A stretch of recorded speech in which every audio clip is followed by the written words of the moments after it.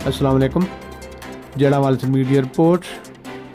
Christian बस्ती जड़ावाला में बदबख्त मसीह ने कुरान पाक के औराक की बेहुरमती और हमारे नबी करीम सल्लल्लाहु अलैहि वसल्लम बारे भी नाजेबा गुस्ताखाना अल्फाज इस्तेमाल किए, जिस पर जड़ावाला के आवाम सरापा एहतजाज और गम गुस्सा का शदीद इजहार किया गया।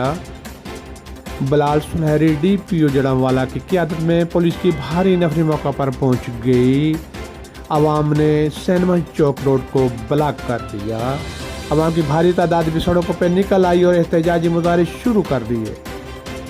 इंतज़ामिया की जानब से शहर भर में हंगामों को रोकने के लिए सिक्योरिटी हाई अलर्ट कर दी गई। जड़ावाला के मुसलमानों की तरह ऐसे वाक़यात पर हर मुसलमान रंजीदा है, गम और गुस्सा का इजहार करता है।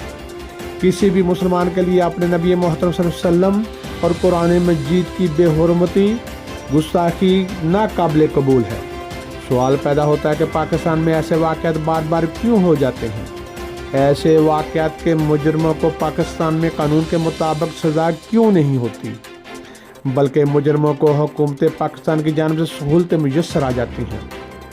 ऐसे मुजरमों के लिए मकरूस मुल्क पाकिस्तान से खुशहाल तरक्की याफ्ता ममालिक में फैमिली समेत जाने का सुनहरी मौका मुयस्सर आ जाता है, जबकि ऐसे वाक़यात पर एहतजाज करने वालों को सख्त तरीन हुकूमती सज़ाएँ भुगतना पड़ती हैं।